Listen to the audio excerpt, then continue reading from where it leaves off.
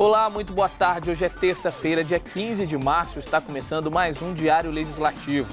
No nosso jornal você fica por dentro dos principais assuntos em discussão na Câmara e na cidade de São José dos Campos. E confira agora os destaques desta edição.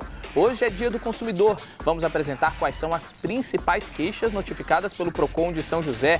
Ofertas de vagas na Revap causa fila no Pátio de São José. Banda do DCTA é homenageada pelos vereadores durante sessão solene. E também vamos falar de imposto de renda. Auditor da Receita Federal ajuda a tirar as dúvidas dos contribuintes. Seja muito bem-vindo, o Diário Legislativo está no ar.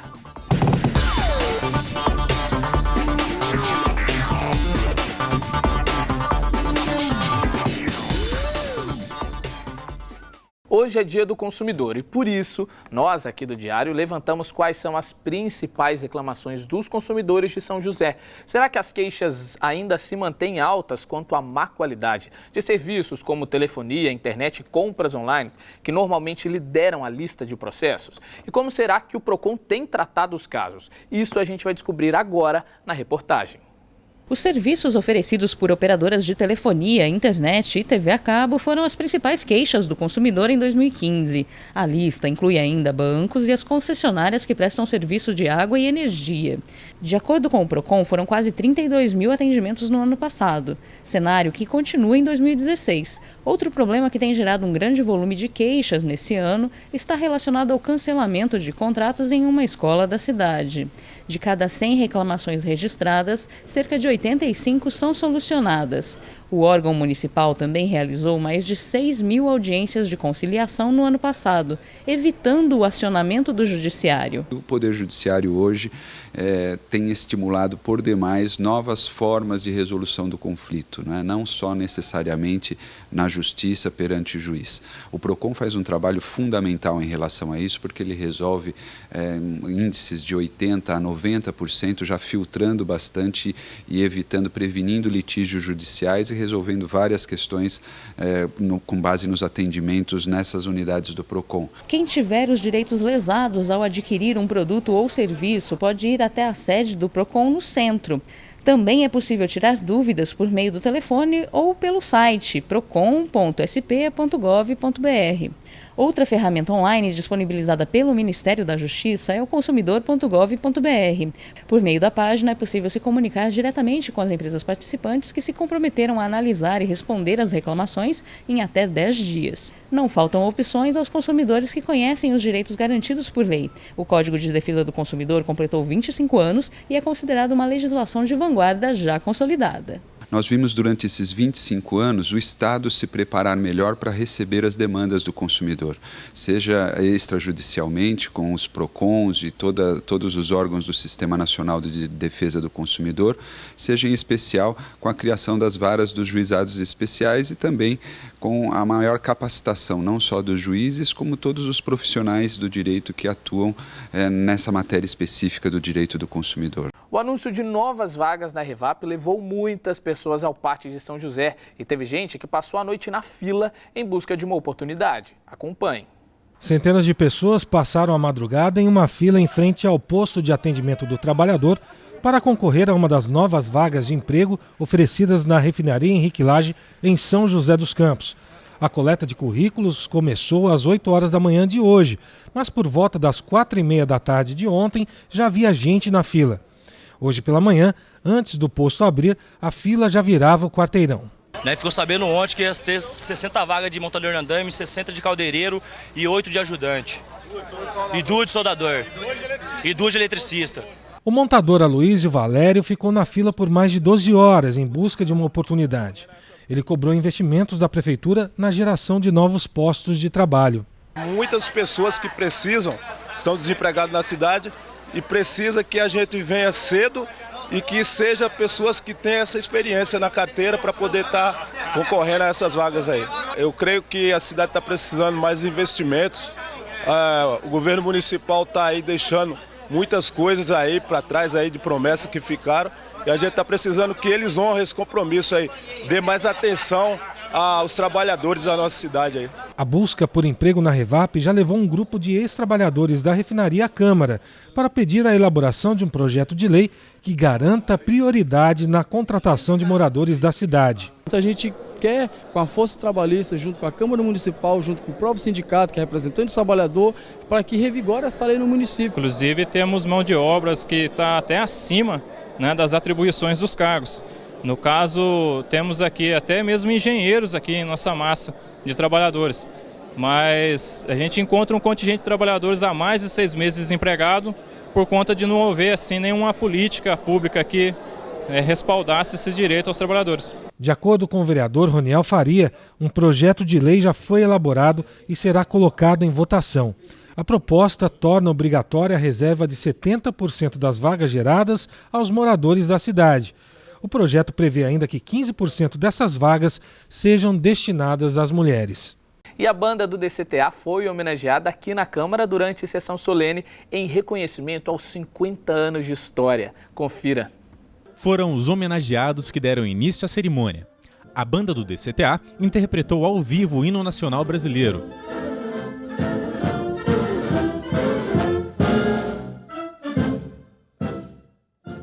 O plenário lotado marcou a importância do grupo para a aeronáutica e também para a cidade de São José dos Campos. E no ano em que a banda comemora 50 anos de existência, a Câmara reconheceu o trabalho realizado pelos integrantes do grupo com a entrega da medalha Cassiano Ricardo. Cerca de 50 integrantes e também ex-integrantes da banda do DCTA foram homenageados durante a sessão solene, proposta pelo vereador Roberto do Eleve. Esta corporação vem atuando desde 24 de fevereiro de 1966, dentro do Departamento de Ciências e Tecnologia Aeroespacial. Porém, não restringe os seus trabalhos somente ao meio militar, que além de funções relativas ao cerimonial militar, a banda de música, através dos seus concertos sinfônicos, vem promovendo a cultura musical, proporcionando à população joseense momentos de grandes alegrias. A cerimônia também contou com a presença do presidente da Câmara, o vereador Shakespeare Carvalho. Em poucas palavras que eu tive com o maestro e com o tenente Esmeraldino, ele me disse que nós poderíamos levar a música e levar esse trabalho da banda, a gente pudesse fazer um trabalho social. Quem sabe isso poderia ser uma luz para a cidade de São José dos Campos, onde há a música, a harmonia, onde há a música, a cultura. Cada um dos membros recebeu um diploma em reconhecimento da Câmara. A medalha Cassiano Ricardo foi entregue ao tenente Esmeraldino da Silva Nascimento, o regente da banda.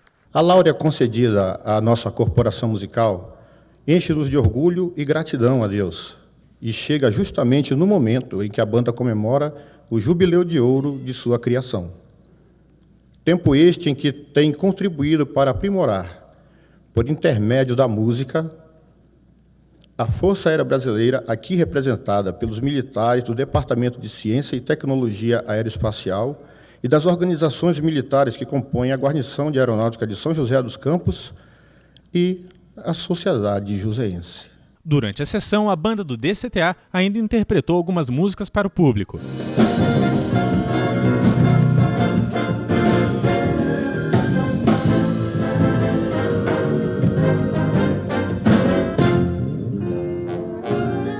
O grupo é formado por 52 músicos, se apresenta em eventos oficiais da aeronáutica e também realiza concertos para o público. Você já declarou o imposto de renda? O prazo final termina em abril, mas é sempre bom se antecipar, hein? Por isso, no próximo bloco, o auditor da Receita Federal aqui de São José vai tirar algumas dúvidas dos contribuintes. A gente volta já.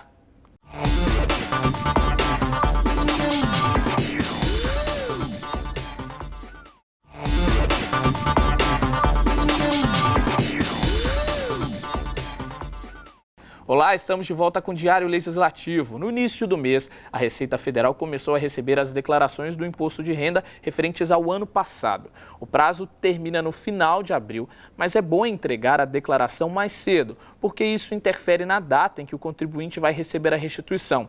Mas muita gente ainda tem dúvidas, na hora de fazer a declaração de imposto de renda. Então, nós conversamos com o auditor da Receita, que vai nos ajudar nesse processo. A repórter Vivian Scatolin tem mais informações. Vivian, muito boa tarde. Olá! O prazo para entrega da Declaração de Imposto de Renda 2016, ano base 2015, termina no dia 29 de abril.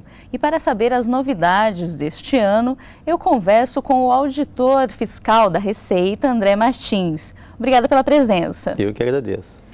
Quem é obrigado a declarar? Então, esse ano está obrigado a declarar quem recebeu rendimentos tributáveis em 2015 em valor superior a R$ 28.123,91, como rendimento do trabalho assalariado, trabalho não assalariado, rendimento de aposentadoria, de aluguel, entre outros. Também está obrigado quem teve rendimentos isentos e não tributáveis ou com tributação exclusiva na fonte, acima de R$ 40 mil. Quem também teve a posse de propriedade de bens ou direito como imóveis acima de R$ 300 mil. Aquela pessoa também que apurou ganho de capital na venda de imóveis, entre outras condições.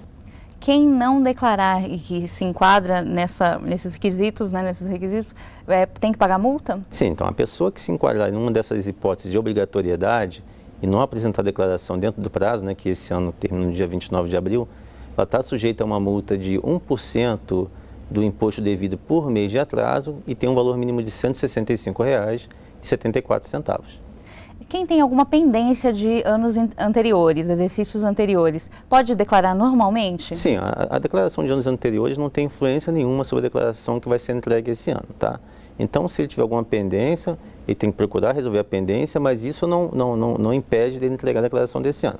Quais são os erros mais comuns no preenchimento? Olha, um dos erros mais comuns é a pessoa esquecer de informar um determinado rendimento, né? Então, às vezes ele esquece de informar, por exemplo, um rendimento de aluguel, também deixa de declarar, de repente, um rendimento que ele teve de um trabalho que ele fez esporadicamente, ou de um emprego que às vezes ele ficou pouco tempo, 2 ou 3 meses, num determinado emprego, saiu, então ele acha que não tem que declarar aquele rendimento.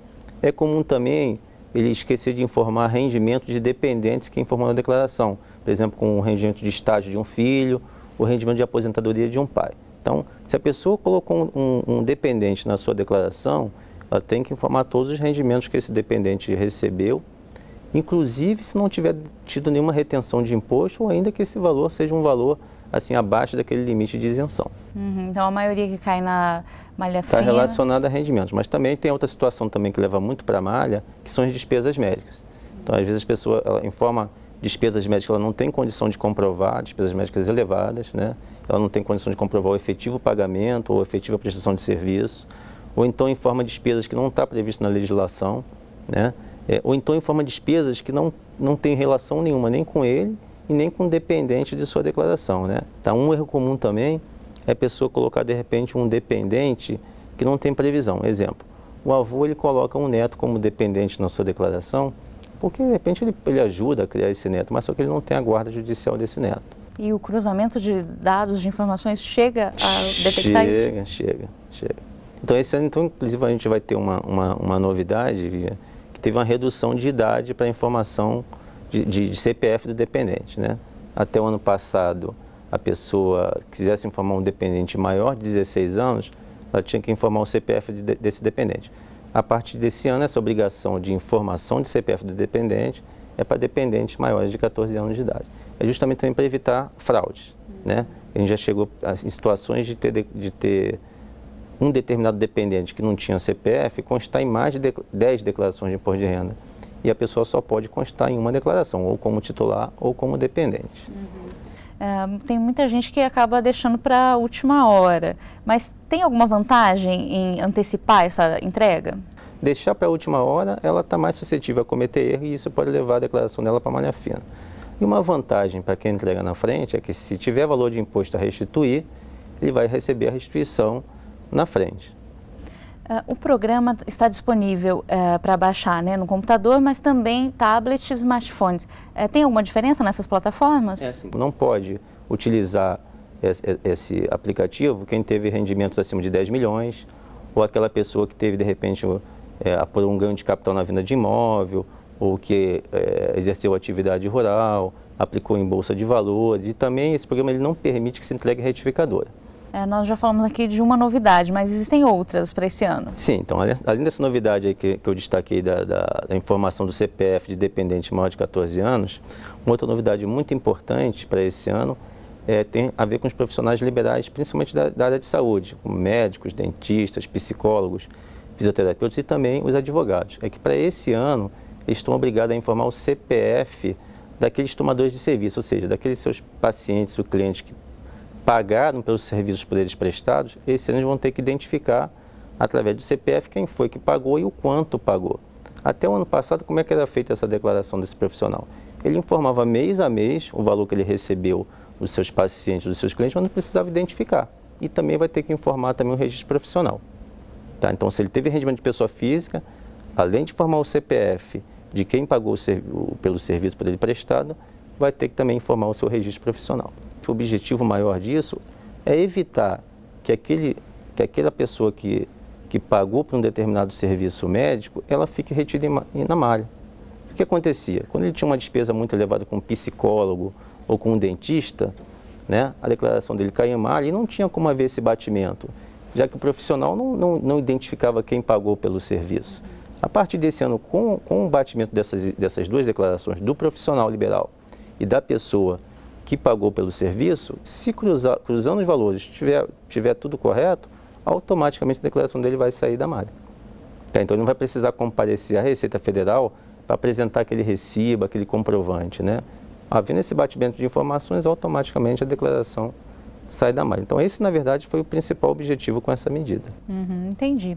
Muito obrigada pelos esclarecimentos. Eu que agradeço. E nós vamos ficando por aqui. Até a próxima.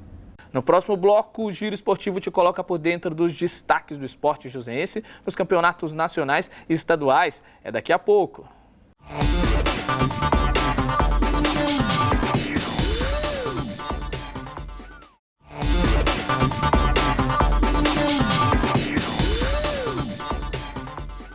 Olá, estamos de volta com o Diário Legislativo. Se você está em busca de emprego aqui em São José, acompanhe as vagas disponíveis aqui na cidade. É a agenda de serviços.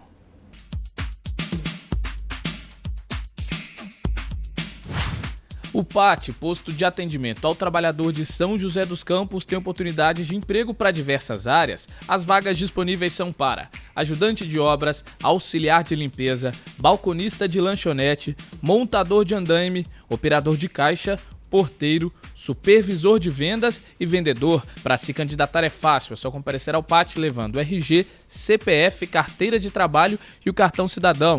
O PAT fica na Praça Afonso Pena, número 175, no centro.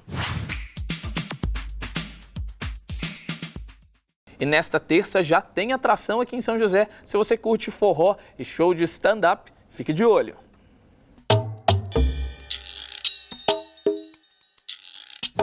Hoje, às 8 horas da noite, tem stand-up comedy com os humoristas Nando Vieira, Rafael Marinho, André Bernardes e Luiz França. A apresentação vai ser em um bar na Avenida Cassiano Ricardo, número 1594, no Jardim Alvorada. A entrada é R$30. Também às 8 horas da noite, tem show de forró Pé de Serra com a banda Bastião. O grupo vai se apresentar em um bar da Avenida Ademar de Barros, número 1467, no bairro Jardim Maringá. Ingressos a R$15. Participe da nossa agenda enviando a sua sugestão para o e-mail tvcamara@câmarasjc.sp.gov.br.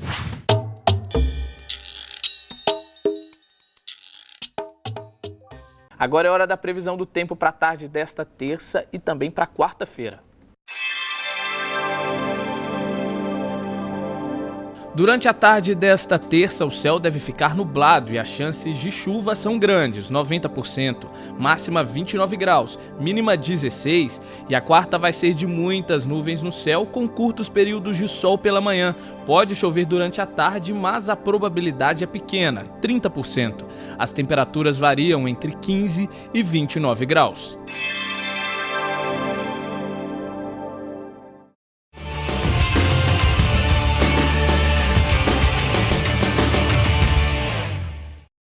No giro desta terça, vamos saber um pouco mais da situação das equipes de São José, que estão na Série A3 do Paulista e até que, enfim, conseguiram sair da zona de rebaixamento. E também tem notícias do vôlei, que se classificou para as quartas de final da Superliga. Vamos conversar com o repórter Daniel Melo, que tem os detalhes para a gente. Daniel, boa tarde.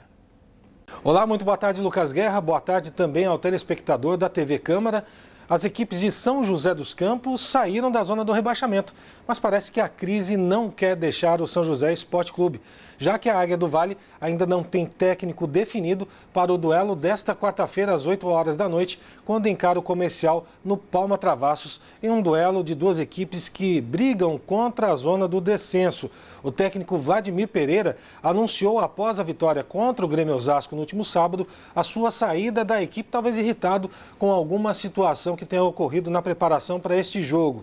Segundo informações, a crise poderá ter um desfecho nesta tarde, já que o parceiro Revela Brasil, a diretoria do São José, jogadores e comissão técnica têm uma reunião que vai discutir os salários atrasados desde janeiro. E eu conversei um pouco mais cedo com o presidente do São José, o Benevides Feneda, que confirmou esta reunião e também a situação dos salários atrasados. Vamos ouvir. O Vladimir, ele pediu demissão, assim, porque ele achou que o parceiro que ele não estava cumprindo com os deveres com os jogadores. Nós vamos fazer uma reunião hoje, lá mais ou menos 1h da tarde, o investidor vai chegar aí, né? E vamos decidir essas coisas. Já o outro time da cidade, o São José dos Campos Futebol Clube, voltou aos treinamentos na segunda-feira. O técnico Pablo Fernandes não tem problemas e a equipe encara o Olímpia na próxima quarta-feira, às 7 horas da noite, no estádio Martins Pereira. Falando do voleibol, o São José Vôlei já embarcou na manhã desta terça-feira, está chegando a Belo Horizonte e deve chegar a Contagem, cidade do duelo das quartas de finais da Superliga de Vôlei Masculino, onde o time encara o Cruzeiro nesta quarta-feira, às 7 horas da noite. Para esse duelo, o líbero Mário Júnior ainda é dúvida para a comissão técnica. Vale a torcida e a próxima partida em São José dos Campos está marcada para o domingo. E para a gente fechar o boletim desta terça-feira, a skatista Pamela Rosa, que ganhou medalha de ouro no X Games de Oslo, será homenageada pela Câmara Municipal em proposta do vereador Calazans Camargo. A solenidade você acompanha na sessão ordinária, que será transmitida ao vivo pela TV Câmara a partir das 5h30 da tarde. Bem, essas são as informações do esporte de hoje. Eu volto amanhã aqui no Diário Legislativo. Até lá! Muito obrigado, Daniel, pelas informações. O Diário Legislativo fica por aqui. A gente agradece a sua companhia. Tenha uma ótima tarde e até amanhã.